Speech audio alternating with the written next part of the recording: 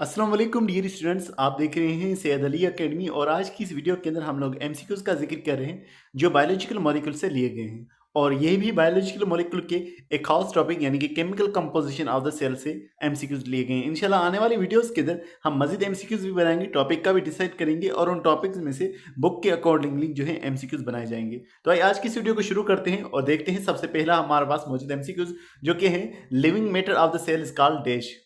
Cell के अंदर पाया जाने वाला लिविंग मैटर क्या कहलाता है? साइटोप्लाज्म, न्यूक्लियोप्लाज्म, प्रोटोप्लाज्म या फिर कैरियोलिम्फ। इनके जो सही जवाब आते हैं ऑप्शन आखिर में दिए भी गए हुए हैं, तो वहां से भी आप लास्ट में चेकआउट कर दीजिएगा। और साथ साथ जैसे जैसे वीडियो हमारी चलती जा रही है उस दौरान आप जो है अपने एक कॉपी पर उनके आंसर्स को लिखते जाइएगा ताकि अंदाजा हो सके आपके कितने सही होते हैं। फिर कमेंट में मुझे बताइएगा कि आपके कितने जो है सही हुए हैं। दूसरे सवाल की तरफ जाते हैं। Dry weight of the cell consist of dash percent. जो ड्राई वेट है वो कितने परसेंट में मौजूद है? 10 to 50, 20 to 40, 10 to 30 या फिर 20 to 60। फिर आता है हमारे पास एक और सवाल। Protoplasm consist of dash. Protoplasm किस पर मुश्तमिल होता है? वाटर, बायोमोलिक्यूल्स, ऑर्गेनिक मॉलिक्यूल्स या फिर ऑल ऑफ दीज। फिर एक और सवाल। What is not true about the biological molecules. Biological molecules के हवाले से कौन सी बात दुरुस्त नहीं है?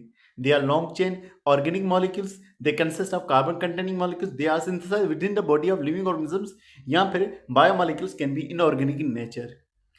फिर हमारे पास एक और सवाल। Protoplasm consist of dash percent of water. Book में सिंपल सिंपल मौजूद था तो इसके ऑप्शंस यहाँ पर मौजूद हैं 60 to 100, 70 to 90, 50 to 70 या फिर 90 to 100।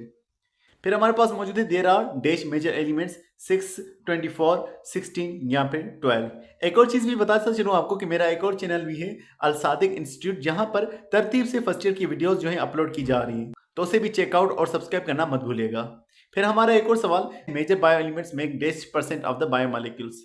96%, 70%, 98% या 90%। फिर एक और सवाल। Most abundant bio element is dash in living organisms.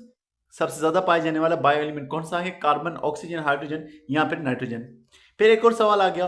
Carbohydrates are joined together by dash. Peptide linkage, glycosidic linkage, ester linkage या फिर फास्फोडाइस्टर लिंकेज। फिर एक और सवाल। The molecule which is found in same percentage in both bacterial and mammalian cell. कौन सा molecule है जिनकी तादाद बैक्टीरियल सेल और मेमेलियन सेल में एक जैसी होती है? वाटर, प्रोटीन, लिपिड्स या फिर कार्बोहाइड्रेट्स। फिर एक और सवाल हमारे पास आ गया। RNAs is found in dash percent in the bacterial cell. 1.10%, 0.25%, 2% या फिर 6%। फिर हमारे पास दूसरा सवाल आ गया। Monomers of protein are dash. Protein के मोनोमर्स कौन से हैं? Fatty acid, glycerol, amino acid या फिर फैटी एसिड और ग्लाइसरॉल दोनों। फिर एक और सवाल आ गया। Breakdown of disaccharide give dash molecules of water. Disaccharide के टूटने से वाटर के कितने मॉलिक्यूल्स हासिल होंगे? 2 मॉलिक्यूल्स, 1 मॉलिक्यूल या फिर 3 मॉलिक्यूल या फिर कोई भी वाटर का मॉलिक्यूल हासिल नहीं होगा। फिर एक और सवाल मौजूद है। The process in which macromolecules are formed is known as dash. वो प्रोसेस जिसमें मैक्रोमॉलिक्यूल्स यानी कि पॉलीमर्स बनते हैं उसे क्या कहा जाता है? कंडेंसेशन, डिहाइड्रेशन, सिंथेसिस, हाइड्रोलाइसिस या फिर कंडेंसेशन और डिहाइड्रेशन सिंथेसिस दोनों ही कहा जाता है। फिर आ गया। Polymers are broken down by the process of dash. Polymers कैसे टूटते हैं? कंडेंसेशन, डिहाइड्रेशन, सिंथेसिस, हाइड्रोलाइसिस या फिर कंडेंसेशन और डिहाइड्रेशन सिंथेसिस दोनों ही आ जाएंगे। फिर हमारे पास एक और सवाल आ गया। For the formation of a polysaccharide starch of 200 sugar molecules dash molecules are required. जब एक पॉलीसेकेराइड को बड़े मॉलिक्यूल को बनाया जा रहा है जो कि 200 शुगर के मॉलिक्यूल्स का बना होगा, तो उसको बनाने के लिए कितने वाटर के मॉलिक्यूल्स दरकार होंगे? 200 मॉलिक्यूल्स होंगे, 199, 201 या फिर 202 मॉलिक्यूल्स होंगे। फिर आ गया एक और सवाल। Heterotroph carry out process of hydrolysis using enzyme called dash. Heterotroph जो है वो हाइड्रोलाइसिस करते हैं, मॉलिक्यूल्स को तोड़ते हैं कौन से एंजाइम्स की मदद से? Hydrolytic enzymes, hydrostatic enzyme, transferase enzyme या रिएक्टिव एंजाइम्स। फिर एक और सवाल आ गया। Autotroph produce monomers using dash. Autotroph monomers को बनाते हैं कौन सी चीज को इस्तेमाल करते हुए? Organic compounds, inorganic compounds, metabolic compounds या फिर आयोनिक कंपाउंड्स। फिर एक और सवाल। Easter linkage is found between dash. Amino acids, glucose, fatty acid, glycerol या फिर फैटी एसिड और ग्लाइसरॉल दोनों ही। फिर आ गया एक और सवाल। What is not true about the monomers. Monomers के हवाले से कौन सी बात दुरुस्त नहीं है?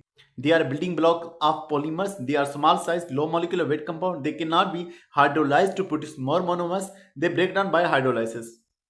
तो अब यहाँ पर इनके करेक्ट ऑप्शंस मौजूद हैं। आप वीडियो को पॉज करके इन करेक्ट ऑप्शंस के साथ अपनी की को मैच कर सकते हैं कि आप कितने दुरुस्त हुए। अगर आप ऐसे मज़ीद वीडियोज़ चाहते हैं तो कमेंट में बताइएगा ज़रूर और लाइक भी इसे करिएगा अगर ये वीडियो आपको पसंद आई है। मिलते हैं नेक्स्ट वीडियो में, तब तक अपना बहुत सारा ख्याल रखिएगा। अस्सलाम वालेकुम।